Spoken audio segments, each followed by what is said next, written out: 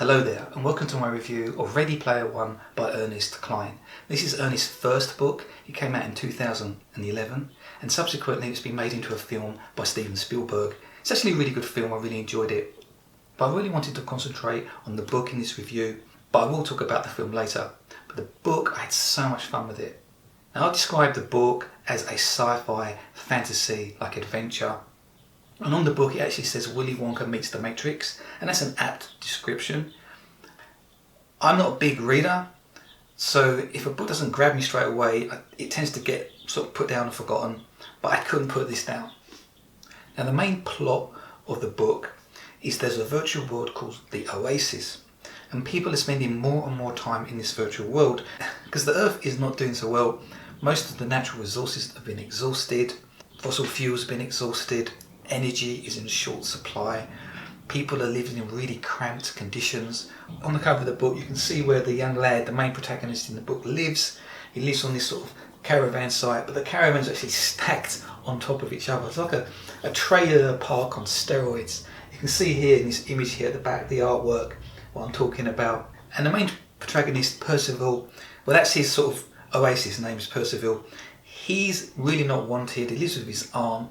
He has like one friend, he's quite introverted, not particularly likeable character initially, but his character does develop and you get to like him more and more and more, and he does have a love interest, but it's not cheesy, it's well done, and that's really what I like about the book. It's just so well thought out, and everything in the book just rings true. Even though it's sci-fi, it's firmly based in sort of the virtual worlds that we are familiar with today, like gaming today.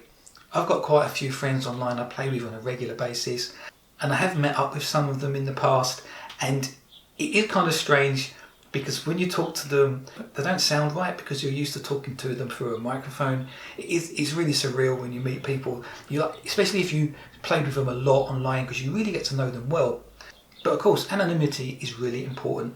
In the book they don't actually give out their real names. Their real names are kept secret, so when they're in Oasis people don't actually know where they live or any sort of details, and that's sort of crucial to the book. And of course, in real life, you don't tell people your personal information or your real name online because you don't really know who you're gaming with. But if you get to know people really well over a long period of time, you probably will want to meet up with them, and that happens in the book. Now this Oasis isn't just an escape for people. It's actually become more than that. It's not just a game anymore. It's like a real virtual world with its own economy. People have jobs in the Oasis. The main character, Percival, even goes to a virtual school. Now the guy that created the Oasis is basically the richest, most powerful man on the planet. But he was a bit of a geek, and when he dies, there aren't any heirs for him to leave his fortune to.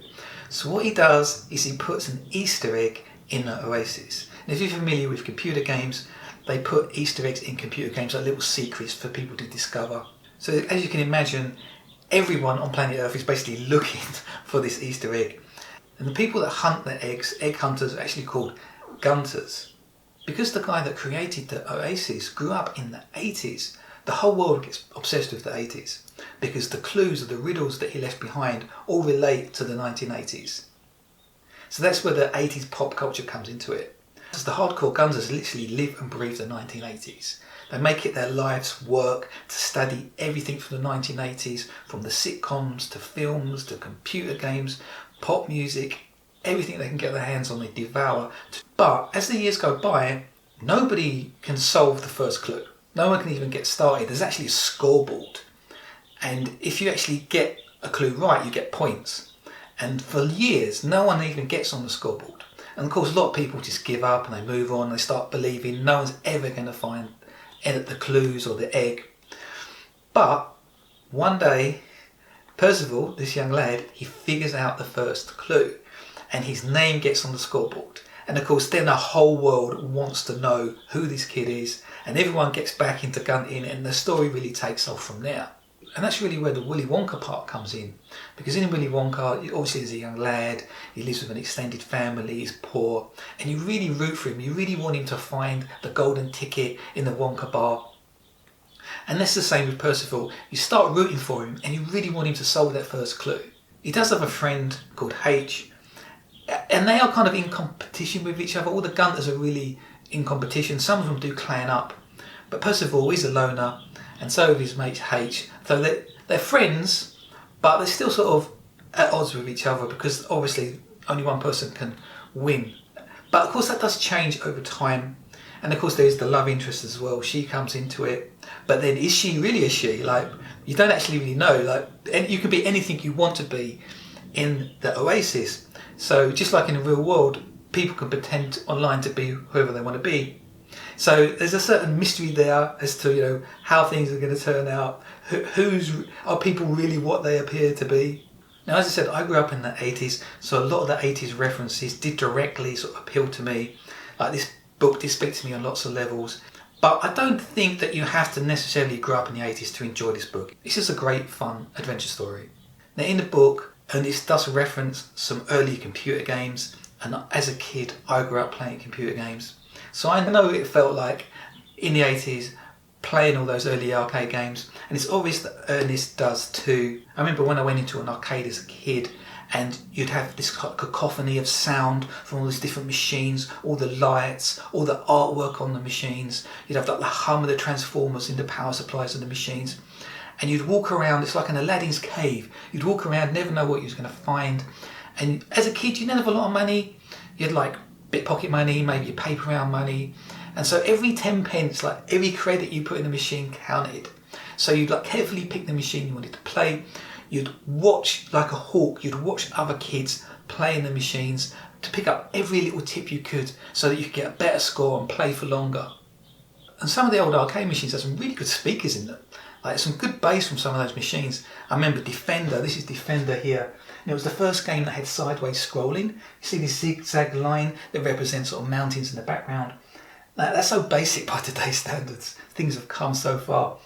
But back then it blew my young brain. I can't believe what I was seeing. Wow, the mountains are scrolling. And of course the sound, listen to the sound, is still cool even now.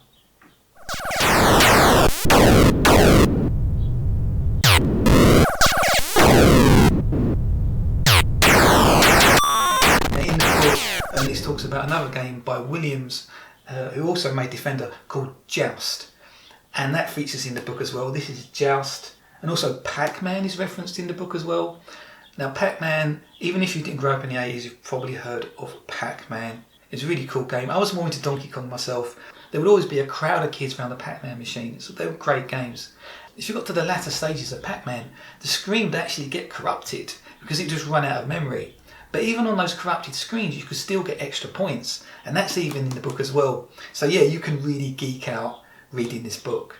And also in the book, Ernest references a game called Black Tiger. Here's Black Tiger. This is a really cool game in the arcades. Now in the book, he actually talks about playing a 3D version of Black Tiger.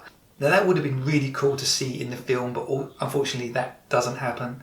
And also, there's another reference to an old Dungeons and Dragons, or the cover of an old Dungeons and Dragons guide that I happen to have. As soon as Ernest started talking about this cover, I thought, I've got that.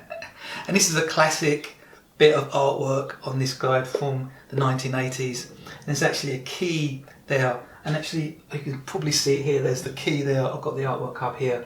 And this key probably inspired him when he was looking at this image. It's a fantastic classic 1980s image, and I was really into art and design when I was a kid, so this image really stuck in my mind, and obviously stuck in Ernest's too. And that's why I say this is really legit. It really rings true the whole way through the book. It's obvious that he's passionate about this era and the actual ideas he has for the virtual world and how it all relates to like social media today and how we game online.